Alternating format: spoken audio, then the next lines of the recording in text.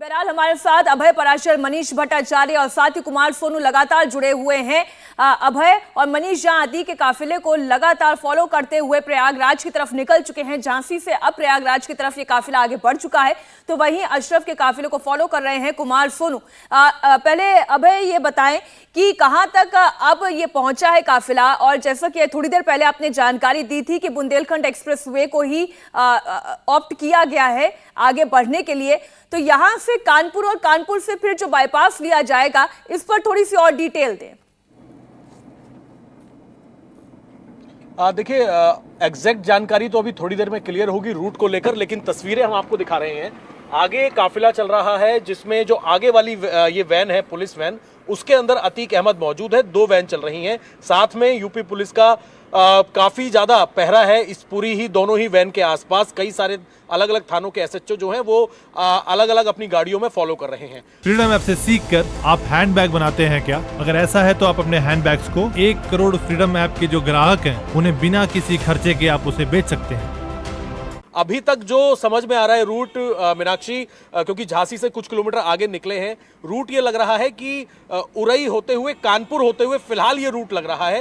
हालांकि बुंदेलखंड की भी बात कही गई थी, अब थोड़ी आगे जाकर जहां पर एक मोड़ आता है जिससे ये क्लियर हो जाएगा कि ये लोग उरई कानपुर वाला रूट पकड़ रहे हैं या फिर बुंदेलखंड वाला रूट पकड़ रहे हैं। अभी क्योंकि झांसी वाला जो रोड है, मेन शहर क्रॉस करा है, बाहर की तरफ आए हैं, थोड़ी देर में क्लैरिटी हो जाएगी। लेकिन जो सूत्र हैं वो ये बता रहे हैं कि 4 बजे के लगभग जो है वो उम्मीद है कि पहुंच जाना चाहिए प्रयागराज अतीक अहमद को लेकर पुलिस को, क्योंकि आगे बहुत ज्यादा रुकने की कोई जरूरत है, क्योंकि करीब 1.5 घंटा जो है वो झांसी रिजर्व पुलिस लाइन में पुलिस रुकी है, सबने आराम किया है। और अतीक अहमद और जो पुलिसकर्मी हैं उन सबको ये बताया जा रहा है कि सबने नाश्ता कर लिया है और अब यहां से सीधा प्रयागराज पहुंचेंगे। रूट की क्लैरिटी मीनाक्षी थोड़ी देर में हो जाएगी कि ये लोग बुंदेलखंड का रूट ले रहे हैं या और फिर फूक फूक कर कदम पुलिस की ओर से भी रखा जा रहा है। अभय, जिस तरीके से पुलिस कोई भी जानकारी साझा नहीं कर रही, क्योंकि ये नहीं चाहती कि किसी भी तरह की सुरक्षा को लेकर कोई चूक हो, लगातार सवालों के घेरे में भी है यूपी पुलिस अतीक के मामले में। मैं रुचि कुमार का रुख कर लेती हूँ। रुचि, चकिया इलाके में अतीक का इतना बड़ा साम्राज्य किसी से छुपा नहीं, 1800 करोड़ से ज्यादा की उसकी प्रॉपर्टी, और अब जिस तरह से लगातार सीएम योगी आदित्यनाथ ने जब से ही कहा कि माफियाओं को मिट्टी में मिला देंगे, कार्रवाई भी भरपूर तरीके से हो रही है, तो अब किस तरह का माहौल प्रयागराज में, चाकिया में और अतीक के गुर्गों में किस तरह का माहौल देखा जा रहा है?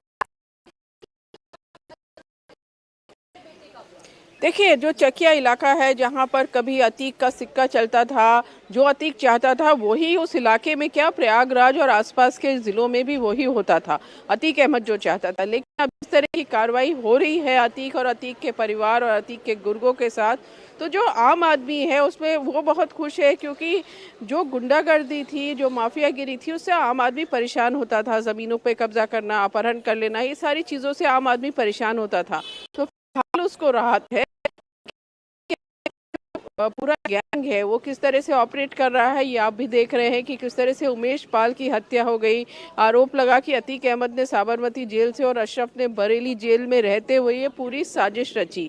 अतीक के शूटर्स आए, उमेश पाल को जिस तरह से मार के गए। अब अतीक की पत्नी है वो फरार है, अतीक का बेटा असद है वो फरार है। फ्रीडम ऐप से सीखकर आप हैंडबैग बनाते हैं क्या? अगर ऐसा है तो आप अपने हैंडबैग्स को 1 करोड़ फ्रीडम ऐप के जो ग्राहक हैं उन्हें बिना किसी खर्चे के आप उसे बेच सकते हैं।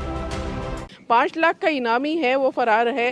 तो इस तरह से जो पूरा गैंग है वो पूरी तरह से अभी खत्म नहीं हुआ है, और पुलिस की पूरी कोशिश यही है कि जो गैंग अभी काम कर रहा है उसको भी पूरी तरह से खत्म कर दिया जाए, जिससे अतीक, जो माफिया इतना बड़ा कहा जाता है, उसका पूरा साम्राज्य ध्वस्त हो जाए। अब बड़ी बात यह है कि अतीक अहमद, सिर्फ अतीक अहमद पर 100 मुकदमे हैं, और पूरा परिवार आप लेंगी तो 161 मुकदमे हैं। जो अतीक का भाई है अशरफ, उसके ऊपर 52 मुकदमे हैं। अतीक की पत्नी शाइस्ता परवीन पर 3 मुकदमे हैं। अतीक का बेटा असद पे अभी 1 मुकदमा हुआ, एक बेटे पे 3 मुकदमे हैं, एक बेटे पे 4 मुकदमे हैं। इस तरह से 161 मुकदमे हैं। और सजा जो है किसी को भी नहीं हुई है, अतीक को भी नहीं हुई है, बाकी जो उसका भाई है जिसके ऊपर 52 मुकदमे हैं। हाँ बिल्कुल ठीक कह रही हैं रुचि। दरअसल अतीक अहमद ने अपना साम्राज्य ऐसे ही बड़ा किया और ऐसे ही खड़ा किया। उसने अपने खिलाफ किसी को ना खड़ा होने दिया ना बड़ा होने दिया, और संभव हो सका तो उसने उसे मिट्टी में मिला दिया, खत्म कर दिया, जान से मार डाला। फिर चाहे चांद बाबा की हत्या का मामला हो या नसन की हत्या का मामला हो। इंडिया टीवी हर वक्त हर जगह डाउनलोड करने के लिए सर्च करें India TV news Google play store या ऐप स्टोर पर।